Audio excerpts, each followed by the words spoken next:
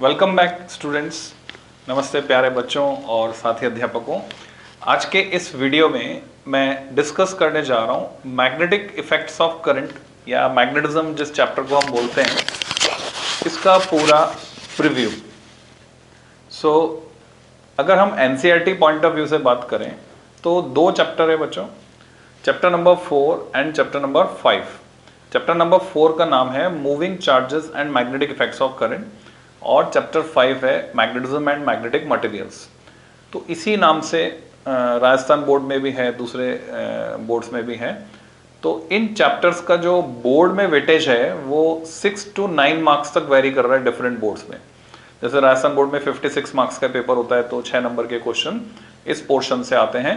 CBSE में 8 से 9 number के आते हैं क्योंकि कंबाइंड वेटेज है किसके साथ, ये फिर ईएमआई एंड एसी, तो कंबाइंड वेटेज 17 मार्क्स है तो 17 नंबर है। तो कभी उसमें से 8 नंबर तो इसमें से 9 नंबर, ऐसे कभी इसमें से 8 नंबर तो उसमें से 9 नंबर, तो 8 से 9 नंबर का कंटेंट इसमें से बनता है। और कंपटीशन पॉइंट ऑफ व्यू से बात करें नीट या जेई में 2 से 5, 2 से 7 सवाल तक आते हैं हर साल इससे, यानी कंपटीशन पॉइंट ऑफ व्यू से भी ये बहुत ही इंपॉर्टेंट टॉपिक माना जाता है जिसको हम मैग्नेटिज्म के नाम से जानते हैं। तो इसका ओरिजिन कहाँ से हुआ, इसका पूरा मतलब जो भी इसमें हम पढ़ने वाले हैं वो पूरा मैं टिप्स पे ले आता हूँ आपके। तो सिलेबस के बारे में मैंने बताया। अच्छा, रिड्यूस सिलेबस की बात करें, बोले 30% रिड्यूस किया सीबीएसई ने, 40% रिड्यूस किया आरबीएसई ने। तो साइक्लोट्रॉन को काटा है फर्स्ट चैप्टर में से, चैप्टर 4 में से सिर्फ और सिर्फ साइक्लोट्रॉन रिमूव किया गया है। और पीछे वाले चैप्टर में से यानी मैग्नेटिज्म एंड मैग्नेटिक मटेरियल में से डाइपोल की जो डिटेल्स थी, डाइपोल के जो डेरिवेशन थे, एक्सियल पोजीशन पर, इक्वेटोरियल पोजीशन पर मैग्नेटिक फील्ड निकालना किसी मैग्नेटिक डाइपोल के, वो डेरिवेशन हटाया गया है। टॉ इक्वल टू जैसे P क्रॉस E हम डिराइव करते थे इलेक्ट्रोस्टैटिक्स में, वैसे यहाँ होता था M क्रॉस B, तो वो डेरिवेशन वो भी हटा दिया गया है। उसके साथ साथ लास्ट में था परमानेंट मैग्नेट, इलेक्ट्रोमैग्नेट, उनके एप्लीकेशंस, तो वो पोर्शन हटा दिया गया है। बाकी सब कुछ सिलेबस में एज इट इज है। अर्थ मैग्नेटिज्म पूरा सिलेबस में है, वो हमको पढ़ना है। तो स्टार्ट करते बच्चों, ये तो सिलेबस की बात हो गई। इस पूरे चैप्टर में क्या क्या है और किस सीक्वेंस में है, अगर सीक्वेंस प्रॉपर आपके पकड़ में आ गया तो पूरा चैप्टर आपके टिप्स पे आ जाएगा, क्योंकि बहुत ही अच्छे तरीके से लिंक्ड वे में ये पूरा है, पूरा का पूरा लिंक्ड है। जैसे अगर हम इलेक्ट्रोस्टैटिक्स से लिंक करके इसको समझें तो बच्चों इलेक्ट्रोस्टैटिक्स में चार्ज रेस्ट पर था, करंट इलेक्ट्रिसिटी में चार्ज ने चलना सीख लिया। अब जैसे कोई छोटा बच्चा होता है, पहले शुरू में जब बहुत ही छोटा होता है जहां बिठा दो वहीं बैठा रहेगा, अब जब वो थोड़ा बड़ा हो जाता है तो वो घुटनों से चलना शुरू करता है, धीरे धीरे चलना शुरू करता है, करंट इलेक्ट्रिसिटी। अब यूनिफॉर्म मोशन में आ गया चार्ज। चार्ज जब यूनिफॉर्म मोशन में आ गया तो मैग्नेटिक इफेक्ट एग्जिस्टेंस में आता है because of variation in electric field. ये मैक्सवेल ने थ्योरी दी थी, दोनों फील्ड्स को लिंक किया था, इलेक्ट्रिक फील्ड और मैग्नेटिक फील्ड को। हम इसको पढ़ेंगे चैप्टर नंबर 8 में, यानी इलेक्ट्रोमैग्नेटिक वेव्स में हम इसको पढ़ेंगे डिटेल में। तो मैग्नेटिक फील्ड क्यों एग्जिस्टेंस में आया, because of moving charge. Moving charge जहां जहां होंगे वहां वहां मैग्नेटिक फील्ड होगा। तो आप में से कुछ लोग सोच सकते हैं कि बार मैग्नेट में मूविंग चार्ज कहाँ है, बार मैग्नेट के आसपास मैग्नेटिक फील्ड होता है, ऑल पिन चिपक जाती है उस पर। तो बच्चों अगर हम थोड़ा सा इन डेप्थ जाकर देखें, जैसे आप देखते हो कई फिल्मों में क्या होता है कि ऊपर से जूम इन करते हैं, पहले दिखेगा महाद्वीप दिखेंगे भारत के इसके वर्ल्ड के मैप पर आपको कॉन्टिनेंट्स दिखेंगे, उसके बाद भारत दिखेगा, भारत के बाद आपका राज्य दिखेगा, और उसके बाद जो है और जूम इन करेंगे तो जो जिला है वो दिख जाएगा, डिस्ट्रिक्ट। उसके बाद जूम इन करेंगे तो गूगल मैप्स में आप अपना घर भी देख सकते हैं, आपको पता है ये बात, तो सैटेलाइट इमेजेस में। तो इसी तरह से हम जूम इन करते हुए जाएंगे तो आप देखेंगे कि उस बार मैग्नेट के अंदर आप देखेंगे मूविंग इलेक्ट्रॉन्स मूव कर रहे हैं। They are performing 2 types of motion, spin भी कर रहे हैं, ऑर्बिटल मोशन भी कर रहे हैं। तो मूविंग चार्जेस आर देयर, और यही मूविंग चार्जेस हैं जो कि जो कि मैग्नेटिक फील्ड प्रोड्यूस कर रहे हैं। ठीक है। अच्छा, एक आर्टिकल और हट गया है, मैं उसकी तरफ ध्यान दिला दूं मैग्नेटिज्म एंड मैग्नेटिक मटेरियल से, वो था dia para ferromagnetic substances and their properties. क्यों हटा दिया बच्चों? केमिस्ट्री में भी है आपके, तो केमिस्ट्री में कवर हो रहा है, तो भले फिजिक्स में से हटा दिया हो पर पढ़ना तो आपको है ही सही, क्योंकि केमिस्ट्री में ये इन्वॉल्व है। सो सबसे पहले मैग्नेटिक फील्ड का कंसेप्ट आपको समझना है। इसमें मैग्नेटिक फील्ड होता क्या है, उसकी इमेज माइंड में एकदम क्लियर हो जानी चाहिए। जैसे आपने देखा है कि मैग्नेट के आसपास लोहे का बुरादा अगर हम डाल दें और मेज को थपथपाएं, या गत्ते के ऊपर लोहे का बुरादा लें और उसके नीचे जो है मैग्नेट लगा दें, तो वो लोहे का बुरादा अरेंज हो जाता है डिफरेंट डिफरेंट पैटर्न्स में। तो वो किसकी वजह से अरेंज हो रहा है? फील्ड की वजह से। और किसका पैटर्न शो कर रहा है? तो मैग्नेटिक फील्ड का पैटर्न वो शो कर रहा है। तो इसकी खोज किसने की थी? स्टार्टिंग कहां से होती है बच्चों? इस वीडियो में सिर्फ मैं प्रीव्यू दे रहा हूं, पूरी डिटेल हम बात करेंगे, पढ़ेंगे आने वाले लेक्चर्स में। अब जो और लेक्चर्स में अपलोड करूंगा उनमें। तो स्टार्टिंग कहां से हुई? ऑरस्टेड डिस्कवरी। ऑरस्टेड ने जो खोज की वहां से शुरू हुई। ऑरस्टेड की डिस्कवरी थी करंट कैरिंग कंडक्टर के आसपास मैग्नेटिक फील्ड एग्जिस्ट करता है। कितना मैग्नेटिक फील्ड ऑरस्टेड ने नहीं बताया। किसने बताया? Biot and Savart. Biot Savart ने अपना लॉ दिया।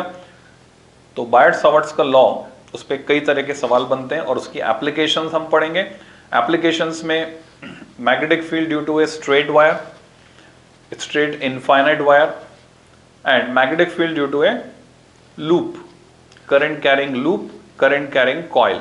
लूप में अगर नंबर ऑफ टर्न्स बढ़ा दो तो बन जाती है कॉइल। तो इनकी वजह से magnetic field on its centre and on its axis, किसी पॉइंट पर जो एक्सिस पर कुछ दूरी पर है वहां पर, वो हम निकालेंगे। तो ये एप्लीकेशन वाला पार्ट आ गया। तो पहला पार्ट क्या हुआ बच्चों इसका? Biot Savart law and its application. Symmetry में चलते हैं। फिर आता है बच्चों एम्पियर्स लॉ। एम्पियर्स लॉ की वही इंपॉर्टेंस है जो गॉस लॉ की थी इलेक्ट्रोस्टैटिक्स में। हालांकि गॉस लॉ मैग्नेटिज्म में भी है, पर वो ज्यादा इंपॉर्टेंट नहीं है, क्योंकि हम जानते हैं मैग्नेट कभी मोनोपोल की फॉर्म में एग्जिस्ट करता ही नहीं है। मैग्नेट्स आर ऑलवेज डाइपोल, और अगर डाइपोल होगा तो नॉर्थ की वजह से जितनी लाइंस बाहर जाएंगी, साउथ की वजह से उतनी लाइंस अंदर आएंगी। तो नेट फ्लक्स हमेशा क्या होने वाला है? जीरो होने वाला है। तो गॉस लॉ इन मैग्नेटिज्म बहुत सिंपल सा है। Net magnetic flux emerging from A close surface is always zero. हमने इलेक्ट्रोस्टैटिक्स में डिस्कस कर लिया था इसको।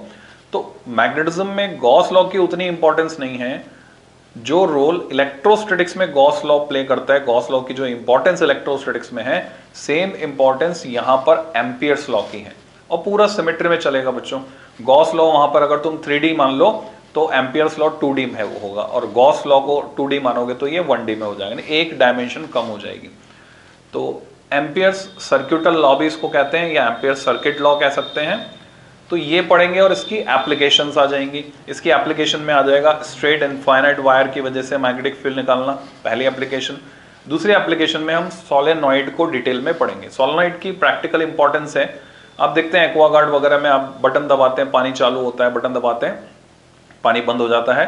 बच्चों ये पॉसिबल हो पाता है because of solenoid valve.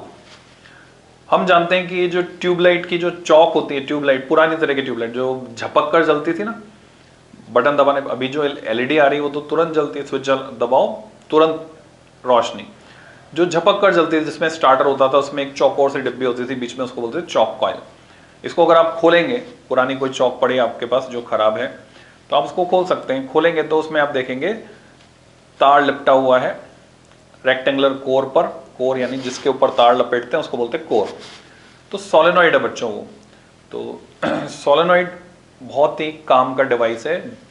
Electrostatics में जो इंपॉर्टेंस कैपेसिटर की थी, मैग्नेटिज्म में और आगे EMI AC हम पढ़ेंगे, वहां कैपेसिटर फिर से आ जाएगा, इंडक्टर आएगा। तो inductor is nothing but solenoid. तो वही इंपॉर्टेंस मैग्नेटिज्म में इस इंडक्टर यानी सोलेनॉइड की है। Solenoid is just like an inductor. तो तीन ही तो है आपके सिलेबस में। आधी किताब की बात करें तो L, C and R, resistance, capacitance, inductance. तो ये सोलेनॉइड हम इंडक्टेंस के बारे में पढ़ेंगे। इंडक्टेंस के बारे में EMI में पढ़ेंगे, पर इंट्रोड्यूस यहाँ पे हो जाएगा।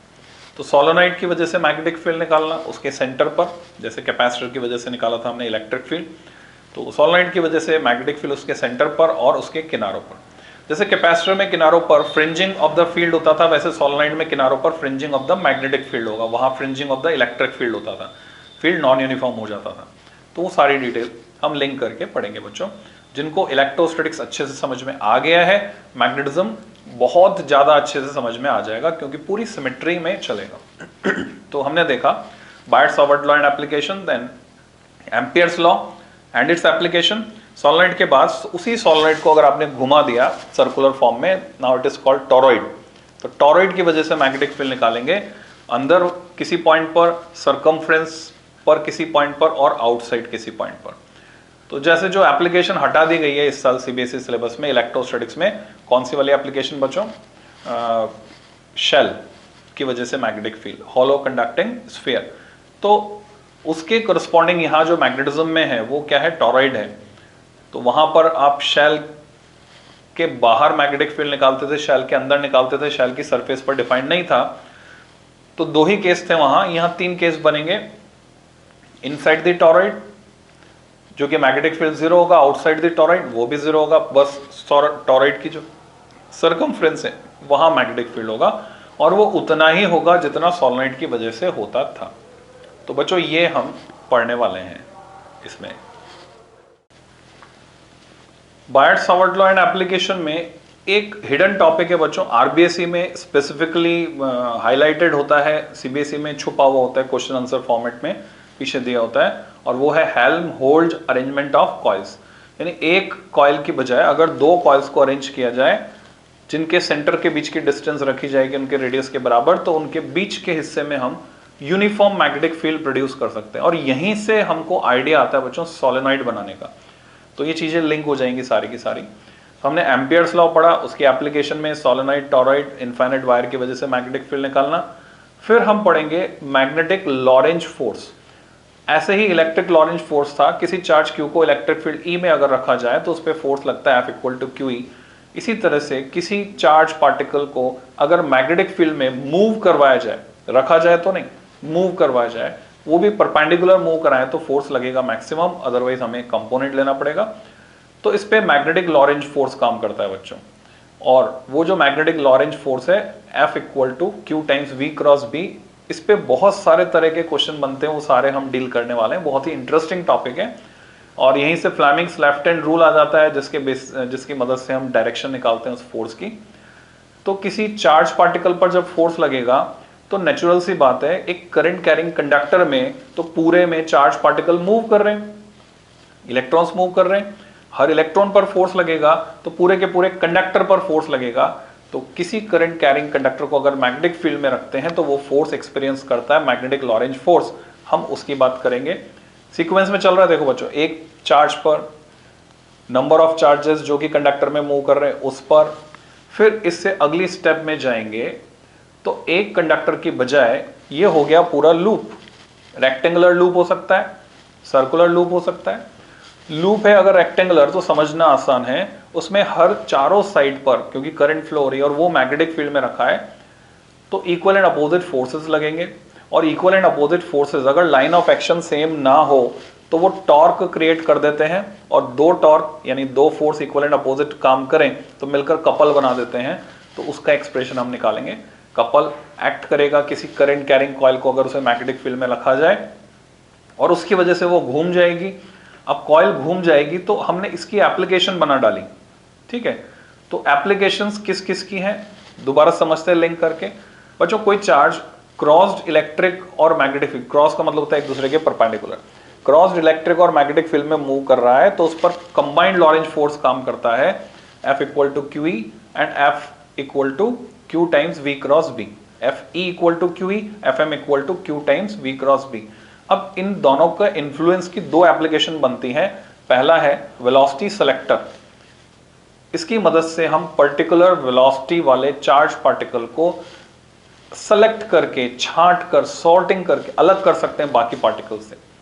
तो वेलोसिटी सेलेक्टर वो डिवाइस होता है जो इस पर बेस्ड है, कंबाइंड लॉरेंज फोर्स पर। और दूसरी एप्लीकेशन, इंपॉर्टेंट एप्लीकेशन थी साइक्लोट्रॉन। इस साल सीबीएसई सिलेबस में नहीं है पर कंपटीशन के लिए हमको तैयार करना है। अच्छा, राजस्थान बोर्ड में नहीं है, सीबीएसई में नहीं है, पर बाकी बोर्ड में है, तो बाकी बोर्ड वाले बच्चों को उसको तैयार करना है। साइक्लोट्रॉन पर क्वेश्चन हर साल आता है लगभग, तो साइक्लोट्रॉन उसकी एप्लीकेशन है। उसके बाद हमारे करंट कैरिंग कंडक्टर, तो उसकी एप्लीकेशन है मैग्नेटिक लेविटेशन, यानी हवा में किसी चीज को तैरा देना, मैग्नेटिक फील्ड इस्तेमाल करके, मैग्नेटिक फोर्स इस्तेमाल करके। तो मैग्नेटिक लेविटेशन के बारे में हम समझेंगे, सब आप समझ पाएंगे कि कैसे सोमनाथ के मंदिर में जो शिवलिंग था वो हवा में तैरता था। That is example, best example of magnetic levitation.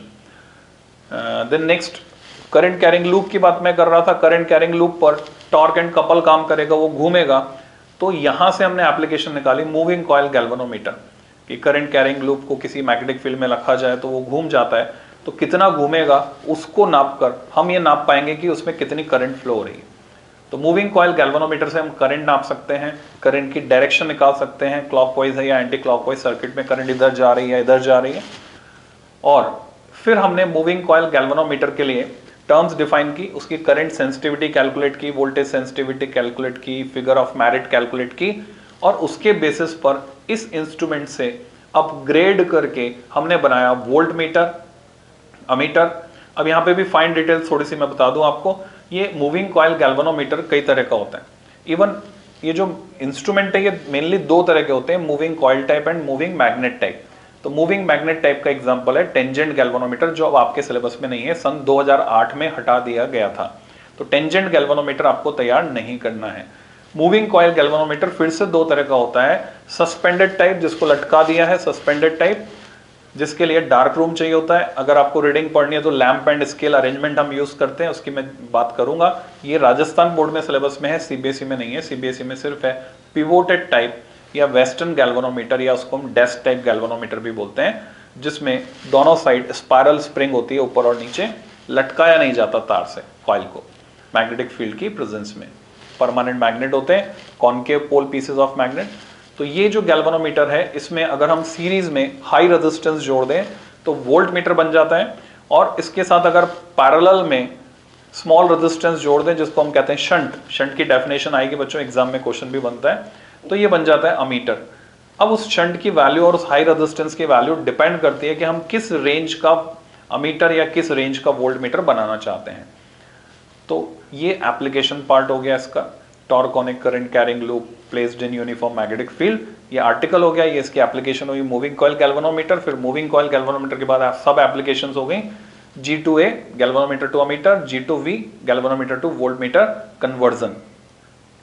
ठीक है, यहां पर ये चैप्टर लगभग एंड हो जाता है, चैप्टर नंबर 4, जिसका नाम है moving charges and magnetic effects of current. यहीं से लिंकिंग एक आर्टिकल है जो लिंक करता है, जो मैग्नेटिज्म पार्ट में हम पढ़ सकते हैं, सिलेबस में वहां है पर एनसीईआरटी में यही दिया हुआ है।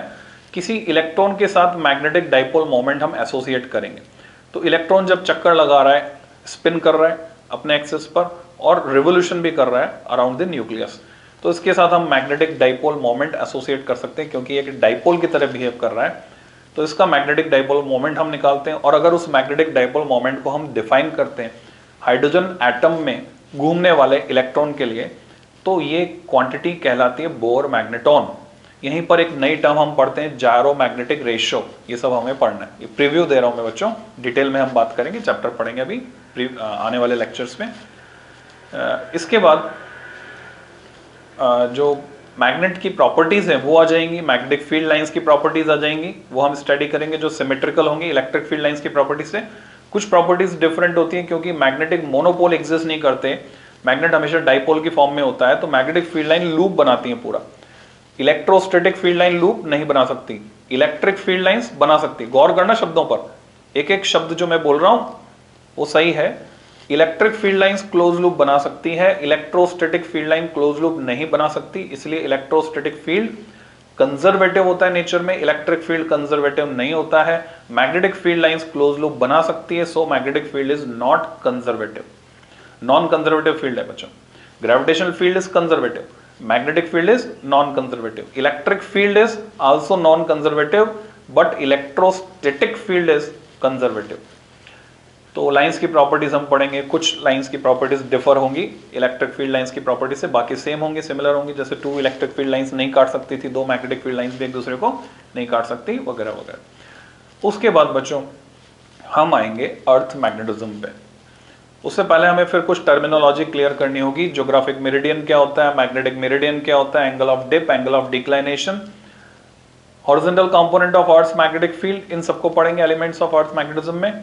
न्यूट्रल पॉइंट्स क्या होते हैं, कहाँ मिलते हैं, कैसे मिलते हैं, मैग्नेट के आसपास मैग्नेटिक फील्ड ड्रॉ करने पर अर्थ में मैग्नेटिक प्रॉपर्टीज कैसे डिटेक्ट हुई, क्या उसका प्रूफ है, कहाँ से आई, अर्थ में मैग्नेटिक फील्ड क्यों है, उसका रीजन कॉज क्या है, उस थ्योरी को हम डिस्कस करेंगे। और यहां पर ये चैप्टर खत्म हो जाएगा according to the reduce syllabus. पर जो कट गया है वो पोर्शन भी हमें पढ़ना है, तो हम पैरा डाया फेरोमैग्नेटिक सब्सटेंसेस और उनकी प्रॉपर्टीज को पढ़ेंगे। नई कुछ क्वांटिटीज यहां पे हम डिफाइन करेंगे, जैसे मैग्नेटाइजिंग फील्ड। देखो इलेक्ट्रिक फील्ड के कोरस्पॉन्डिंग मैग्नेटिक फील्ड, पर मैग्नेटिक फील्ड के अलावा यहां पे आएगा मैग्नेटाइजिंग फील्ड, जिसको हम H सिंबल से दिखाते हैं, उसको मैग्नेटिक इंटेंसिटी भी बोलते हैं। हम डिफाइन करेंगे इंटेंसिटी ऑफ मैग्नेटाइजेशन। ये इंटेंसिटी ऑफ मैग्नेटाइजेशन या सिंपली मैग्नेटाइजेशन किसकी जगह आ रहा है, इलेक्ट्रोस्टैटिक्स में जो पोलराइजेशन था कैपिटल P वेक्टर से दिखाया था, उसके कोरस्पॉन्डिंग यहां पर मैग्नेटाइजेशन आता है, जिसको हम कैपिटल M वेक्टर से दिखाने वाले हैं। तो मैग्नेटाइजेशन के बारे में पढ़ेंगे। फिर वहां इलेक्ट्रिकल ससेप्टेबिलिटी हमने पढ़ी थी पोलराइजेशन में, जस्ट कैपेसिटर से पहले। यहां पढ़ेंगे मैग्नेटिक ससेप्टेबिलिटी, दोनों को लिंक करेंगे आपस में। तो आप देखेंगे काफी इंटरेस्टिंग डिटेल, और लिंक होते हुए जब चलेगी तो पुराना भी याद आ जाएगा और नया भी लिंक होकर, जब मोती जो है माला में पिरो दिए जाते हैं तो फिर उनके खोने का डर नहीं रहता है। तो सब याद रहेगा आपको। और इसमें फिर आएगा क्यूरी लॉ। क्यूरी लॉ की एप्लीकेशन हम देखेंगे कि जो फेरोमैग्नेटिक सब्सटेंसेस हैं वो एक पर्टिकुलर टेम्परेचर से ज़्यादा गर्म करने पर पैरामैग्नेटिक में कन्वर्ट हो जाते हैं। तो इसको लिंक करके हम समझेंगे क्यूरी लॉ कब लागू होता है, कैसे। इसके बाद बच्चों hysteresis, magnetic hysteresis, hysteresis loss क्या होता है, हिस्टेरेसिस कर्व, हिस्टेरेसिस लूप, ये सब जो डिलीटेड पोर्शन है मैं उसकी बात कर रहा हूं। ठीक है, हिस्टेरेसिस तो पहले भी सिलेबस में नहीं था, डायरेक्टली इनडायरेक्टली था, क्योंकि हिस्टेरेसिस को समझेंगे तभी तो हम बता पाएंगे कि ट्रांसफॉर्मर में हिस्टेरेसिस लॉस क्या होता है। आगे चैप्टर में आएगा ट्रांसफॉर्मर, तो हिस्टेरेसिस यहाँ समझेंगे तब वो हम बता पाएंगे। इलास्टिक हिस्टेरेसिस आप लोग 11th में पढ़ चुके हैं, तो उससे लिंक करेंगे हम इसको। And finally electromagnet and permanent magnet. तो बच्चों ये पूरा सिलेबस हो गया चैप्टर नंबर 4 और 5 मिलाकर मैग्नेटिज्म का, जिसको हम शुरू करने वाले हैं।